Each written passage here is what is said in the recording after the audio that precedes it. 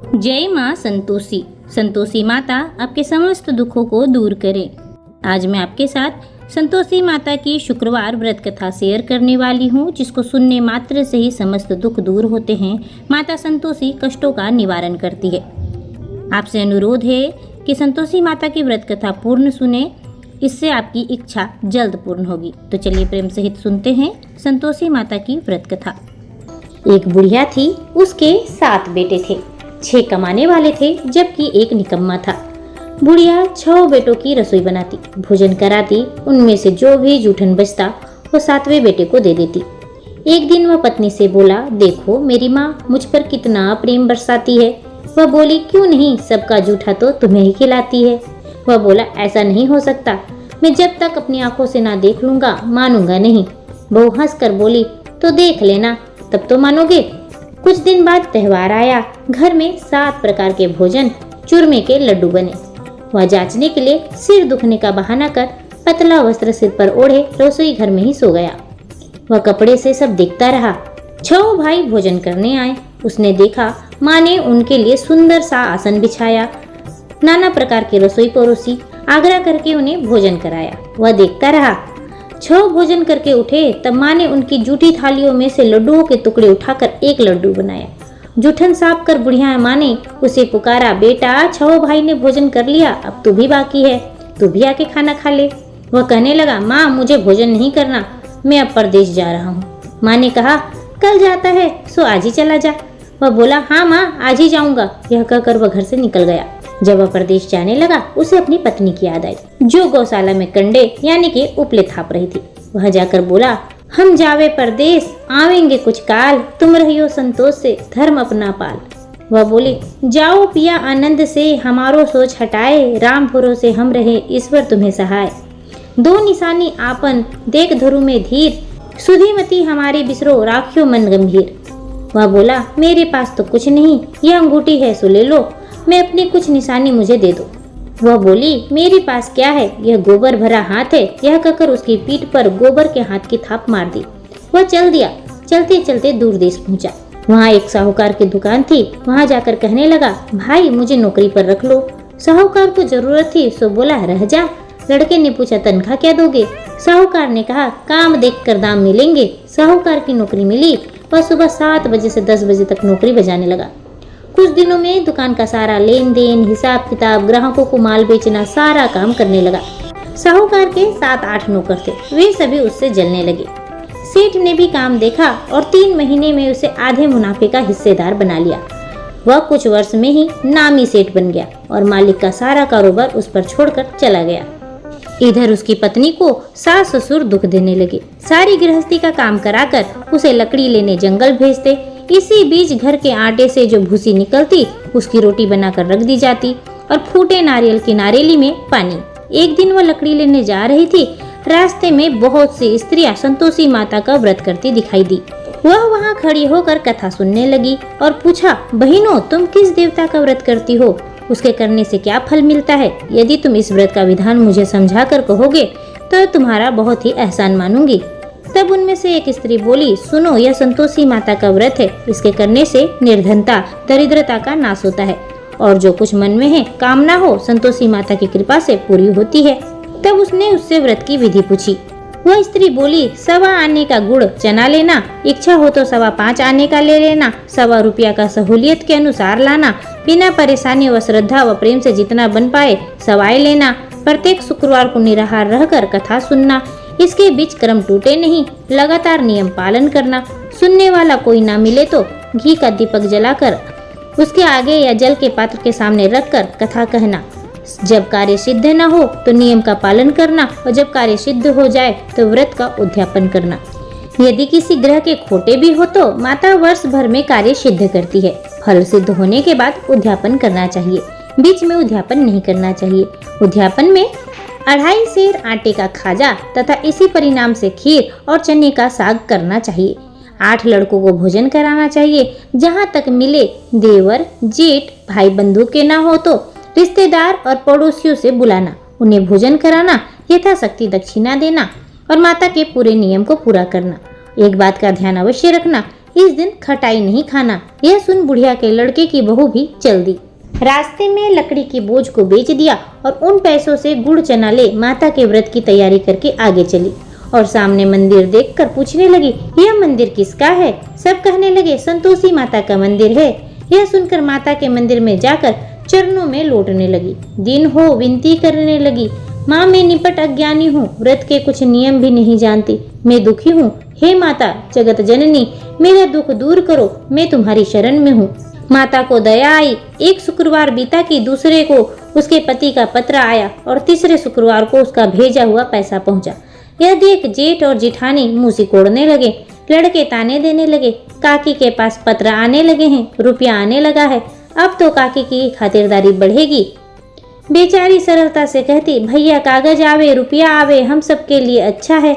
ऐसा कहकर आंखों में आंसू भरकर संतोषी माता के मंदिर में मातेश्वरी के चरणों में गिरकर रोने लगी। माँ मैंने तुमसे पैसा कब मांगा है? मुझे पैसे से क्या काम है? मुझे तो अपने सुहाग से काम है, मैं तो अपने स्वामी के दर्शन को मांगती हूँ। तब माता ने प्रसन्न होकर कहा, जा बेटा तेरा स्वामी आएगा। यह सुनकर खुशी से बावली होकर घर में जाकर काम करने लगी। अब संतोषी माँ विचार करने लगी, इस भोली भाली पुत्री से तो मैंने कह दिया कि तेरा पति आएगा, लेकिन कैसे? वह तो इसे याद भी नहीं करता। उसे याद दिलाने को मुझे ही जाना पड़ेगा। इस तरह माता जी उस बुढ़िया के बेटे के पास जाकर स्वप्न में प्रकट हो कहने लगी, साहूकार के बेटे सो रहा है या जागता है? वह कहने लगा, माता सोता भी नहीं जागता भी नहीं हूँ, कहो क्या आज्ञा है? माँ कहने लगी, तेरे घर बार कुछ है कि नहीं? वह बोला, मेरे पास तो सब कुछ है, माँ बाप है, बहू है, क्या कमी है? माँ बोली, भोले पुत्र तेरी बहू घोर कष्ट उठा रही है, तेरे माँ बाप उसे परेशानी दे रहे हैं, वह तेरे लिए तरस रही है, तू उसकी सूद ले ले। वह बोला, हाँ माताजी यह तो मालूम है, परंतु जाऊं तो कैसे? परदेश की बात है, लेन देन का कोई हिसाब नहीं, कोई जाने का रास्ता नहीं आता, कैसे चला जाऊं? माँ कहने लगी, मेरी बात मान, सवेरे नहा धोकर संतोषी माता का नाम लेकर घी का दीपक जला, डांडवत कर दुकान पर जा बैठ। देखते देखते सारा लेन देन चुक जाएगा, जमा का माल बिक जाएगा, सांझ होते होते धन का भारी ढेर लग जाएगा। सुबह जब वह जागा तो उसने अपने सपने की बात सभी आसपास पड़ोसियों को बताई। सभी हंसने लगे, कहने लगे कि भाई सपने की बात है, झूठ भी हो सकती है। पर उसमें एक बूढ़ा व्यक्ति था जो उसे समझाने लगा कि नहीं, अगर तुम ऐसा करते हो तो उसमें तुम्हारा क्या जाता है। अब बूढ़े की बात मानकर वह नहा धोकर संतोषी माता को डांडवत कर घी का दीपक जलाकर दुकान पर जाकर बैठा। थोड़ी देर में देने वाले रुपया लाने लगे, लेने वाले हिसाब लेने लगे। कोठे में भरे सामान के खरीदार नगद दाम पे सौदा करने लगे। शाम तक धन का भारी ढेर लग गया। मन में माता का नाम ले, चमत्कार देख प्रसन्न हो घर जाने के वास्ते गहना कपड़ा सामान खरीदने लगा। यह काम से निपट तुरंत घर को रवाना हुआ। उधर उसकी पत्नी जंगल में लकड़ी लेने जाती, लौटते वक्त माता जी के मंदिर में विश्राम करती। वह तो उसके प्रतिदिन रुकने का जो स्थान ठहरा। धूल उड़ती देख वह माता से पूछती, हे माता यह धूल कैसे उड़ रही है? माता कहती, हे पुत्री तेरा पति आ रहा है, अब तू ऐसा कर लकड़ियों के 3 बोझ बना ले, एक नदी के किनारे रखना, दूसरे मेरे मंदिर पे और तीसरा अपने सिर पर। तेरे पति को लकड़ियों का गट्ठर देख मुंह पैदा होगा, वह यहाँ रुकेगा, नाश्ता पानी खाकर माँ से मिलने जाएगा।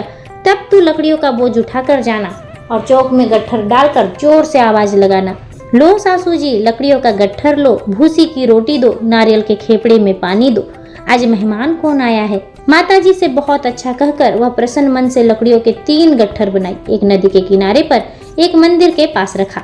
इतने में मुसाफिर आ पहुंचा। सूखी लकड़ी देख उसकी इच्छा उत्पन्न हुई, अब हम यहीं पर विश्राम करें, भोजन बनाकर खा पीकर गांव जाएंगे। इसी तरह वह रुककर भोजन बना विश्राम करके गांव को गया।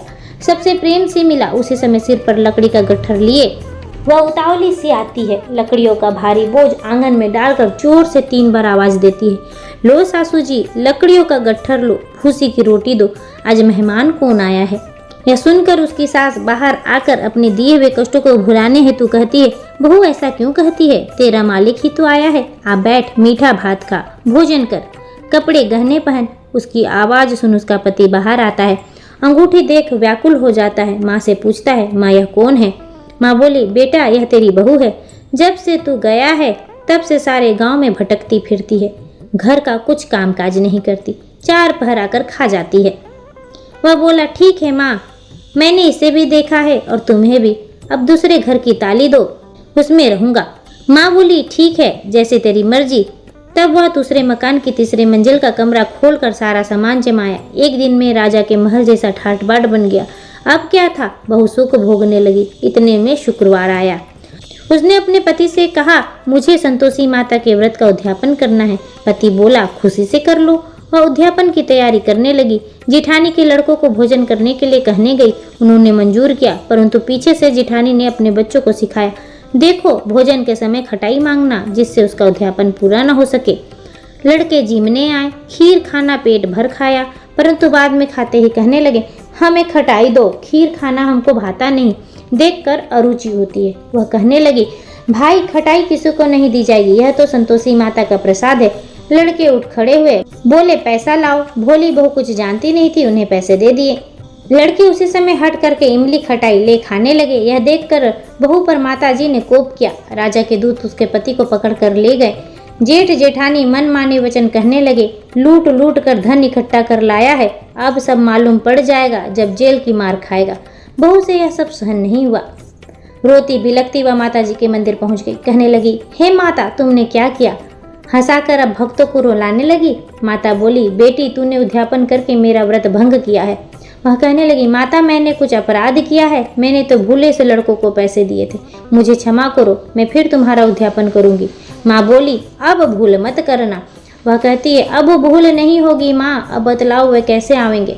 माँ बोली, जा पुत्री, तेरा पति तुझे रास्ते में आता मिलेगा। वह निकली, राह में पति आता मिला। वह पूछी, कहाँ गए थे? वह कहने लगा, इतना धन जो कमाया है, राजा ने उसका टैक्स मांगा था, वही भरने गया था। वह प्रसन्न होकर बोली, भला हुआ, अब घर को चलो। कुछ दिन बाद फिर शुक्रवार आया। वह बोली, मुझे फिर माता को उद्यापन करना है। पति ने कहा, करो।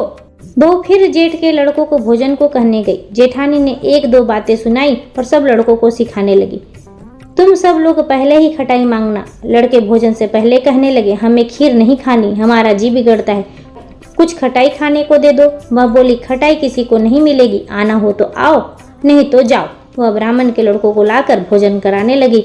यथाशक्ति दक्षिणा के जगह एक एक फल दिया। संतोषी माता प्रसन्न हुई। माता की कृपा होते ही 9वें मास में उसको एक चंद्रमा के समान पुत्र उत्पन्न हुआ। पुत्र को पाकर प्रतिदिन माता जी के मंदिर को जाने लगी। माँ ने सोचा, यह रोज रोज मंदिर आती है, आज क्यों ना मैं इसके घर चली जाऊं। यह विचार कर माता ने भयानक रूप बनाया। गुड़ चने से सना मुख, ऊपर से सूंड के समान होठ, उस पर मक्खियां भिनभिना रही थी। देहली पर पैर रखती हुई उसकी सास चिल्लाई, देखो रे, कोई चुड़ैल डाकनी चली आ रही है, लड़को इसे भगाओ, नहीं तो किसी को खा जाएगी। लड़के भगाने लगे, चिल्लाकर खिड़की बंद करने लगे। बहू रोशनदान से सब देख रही थी। प्रसन्नता से पगली बन चिल्लाने लगी, आज मेरी माता जी मेरे घर आई है। वह बच्चे को दूध पीने से हटाती है। इतने में सास का क्रोध फट पड़ा। वह बोलती है, क्यों उतावली हुई है, बच्चे को क्यों पटक दिया। इतने में माँ के प्रताप से लड़के ही लड़के नजर आने लगे। वह बोली, माँ मैं जिसका व्रत करती हूँ यह संतोषी माता है। सबने माता जी के चरण पकड़ लिए और विनती कर कहने लगे, हे माता, हम मूर्ख है, अज्ञानी है, तुम्हारे व्रत की विधि हम नहीं जानते, व्रत भंग कर हमने बड़ा अपराध किया है, जग माता आप हमारा अपराध क्षमा करो। इस प्रकार माता प्रसन्न हुई। बहू को प्रसन्न हो, जैसा फल दिया वैसे माता सबको दे दे। जो इस व्रत कथा को पढ़े या फिर सुने उसका मनोरथ पूर्ण हो। बोलो प्रेम सहित जय माँ संतोषी।